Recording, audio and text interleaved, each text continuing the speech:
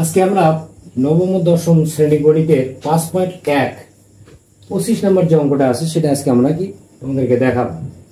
25 নম্বর যে অঙ্কটা আছে এটা একটি স্টিমারের যাত্রীর সংখ্যা 376 জন, ডেকের যাত্রীর সংখ্যা কেবিনের যাত্রীর সংখ্যা 3 গুণ, ডেকের যাত্রী মাথা পিছু ভাড়া 60 টাকা এবং মোট ভাড়া প্রাপ্তি 33,840 টাকা। কত বলছে কি ডেকের যাত্রীর সংখ্যাকে এক্স ধরে সমীকরণ তৈরি করো। খ ডেকের যাত্রী ও কেবিনের যাত্রীর সংখ্যা কত। গ কেবিনের মাথা পিছু ভাড়া কত। তাহলে এখানে আমাদের কি বলছে যে একটি স্টিমারের যাত্রীর সংখ্যা টোটাল কত আমার 376 জন, ডেকের যাত্রীর সংখ্যা কেবিনের যাত্রীর সংখ্যা কি 3 গুণ। তাহলে এখানে এই স্টিমারে দুইটা কি অপশন আছে, একটা হলো কি ডেক আর একটা কি কেবিন। তাহলে ডেকের যে যাত্রীর সংখ্যা কেবিনের যাত্রীর সংখ্যা কি 3 গুণ। ডেকের যাত্রীর মাথা পিছু ভাড়া যদি 60 টাকা হয় তাহলে মোট ভাড়া প্রাপ্তি হবে কত 33,840 টাকা। আচ্ছা এখানে বলছি কি ডেকের যাত্রীর সংখ্যা কি এক্স ধরে সমীকরণ গঠন করো। তাহলে দেখো এখানে দেওয়া আছে ডেকের যাত্রীর সংখ্যা কত এক্স, এই যে এক্স এক্স দেওয়া আছে। তাহলে কেবিনের যাত্রীর সংখ্যা কত হবে 3x, যেহেতু এখানে কত গুণের কথা বলছে 3 গুণ। তাহলে ডেকের যাত্রীর সংখ্যা যা হবে কেবিনের যাত্রীর সংখ্যা হবে কি তার 3 গুণ, তাহলে 3x। এবং এই x এবং 3x এই দুইটার সমষ্টি আমার কতজন 376 জন। তাহলে প্রশ্ন মতে x প্লাস 3x সমান কত 376। এটাই কিন্তু আমাদের ক নাম্বারের কিন্তু সমীকরণ। এই যে সমীকরণ কিন্তু এটা যে x প্লাস 3x সমান কত 376। তোমরা একটু খেয়াল করো যে এখানে আসলে ক নাম্বারের যে অ্যান্সারটা আছে সেটা কিভাবে হলো। যে এখানে ক নাম্বারে বলছে কি ডেকের যাত্রীর সংখ্যাকে x ধরে, তাহলে ডেকের যাত্রীর সংখ্যা যদি আমরা x ধরি তাহলে কেবিনের যাত্রীর সংখ্যা কত হবে 3x। এখানে তো বলাই আছে যে ডেকের যাত্রীর সংখ্যা কেবিনের যাত্রীর সংখ্যা কি 3 গুণ। তাহলে ডেকের যাত্রীর সংখ্যা যদি x হয় তাহলে কেবিনের যাত্রীর সংখ্যা কত হবে 3x।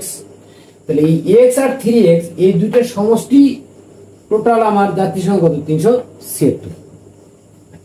এখন কত বলছে কি ডেকের যাত্রী ও কেবিনের যাত্রীর সংখ্যা নির্ণয় করো। তাহলে আসলে ডেকে কতজন যাত্রী ছিল এবং কেবিনে কতজন যাত্রী ছিল এটা আমার কি বের করতে হবে।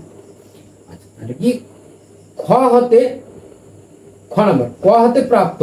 তাহলে ক হাতে প্রাপ্ত আমরা কি এই যে সমীকরণটা এটাই, এখান থেকে আমরা কি করলাম যে x প্লাস 3x সমান কত 4x সমান কত 376। তাহলে x সমান 376 ভাগ কত 4। তাহলে 4 দিয়ে যদি আমরা 376 কে যদি আমরা ভাগ করি তাহলে পাবো কত 94। তাহলে x সমান কত আমরা পাচ্ছি 94। তাহলে x আসলে আমরা কি ধরছি ডেকের যাত্রীর সংখ্যা। তাহলে অলরেডি আমরা কিন্তু ডেকের যাত্রীর সংখ্যা আমরা কিন্তু 94 পেয়ে গেলাম। তাহলে ডেকের যাত্রীর সংখ্যা এখানে তাহলে কেবিনের যাত্রীর সংখ্যা কত x সমান কত 94 আর ডেকের যাত্রীর সংখ্যা হলো কত 3x সমান কত 282 জন। মানে 3 গুণন কত যেহেতু 3x তাহলে x এর মান কত 94। তাহলে 3 গুণন কত 94 গুণ করলে হবে কত 282। এখন এই 282 আর যদি আমরা 84 যোগ করি তাহলে আমরা কিন্তু 376 পাবো। তাহলে আমাদের ডেকের যাত্রীর সংখ্যা এবং কেবিনের যাত্রীর সংখ্যা কিন্তু আমরা পেয়ে গেলাম। গ নাম্বার বলছি কেবিনের মাথা পিছু ভাড়া কত। কেবিন দেখো মনে করি কেবিনের মাথা পিছু ভাড়া p টাকা, এটা আমরা কি ধরে নিয়েছি যে কেবিনের মাথা পিছু ভাড়া কত এই যে p টাকা। খ হতে পাই কেবিনের যাত্রী সংখ্যা ছিল কত 94 জন। তাহলে মাথা পিছু ভাড়া যদি আমার p হয় তাহলে কেবিনের প্রাপ্ত ভাড়া হচ্ছে কত 94 p। দেওয়া আছে ডেকের মাথা পিছু ভাড়া কত 60 টাকা। এখানে কিন্তু বলা আছে যে ডেকের যাত্রী মাথা পিছু ভাড়া কত 60 টাকা। তাহলে ডেকের মাথা পিছু ভাড়া কত 60, অর্থাৎ ডেকের যাত্রীর সংখ্যা ছিল কত 282 জন। এই যে 282 জন খতে আমরা যেটা পাইছি।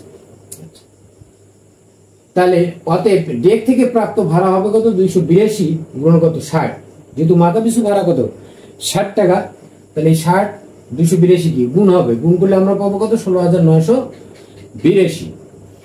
তাহলে এখন শর্ত বলছে কি এই যে 16,982 যোগ কত 94p, এই দুইটা এইটা আর এইটা এই দুইটা আমরা যোগফল সমান হবে কত এই যে 33,840।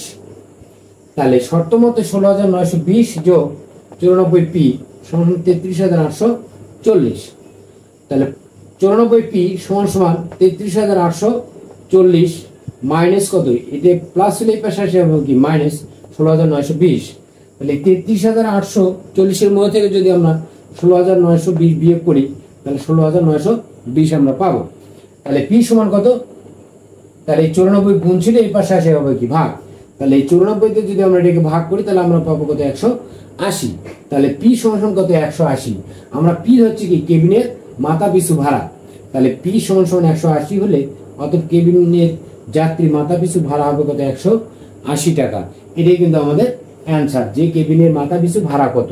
তাহলে কেবিনের মাথা পিছু ভাড়া হচ্ছে কত 180 টাকা।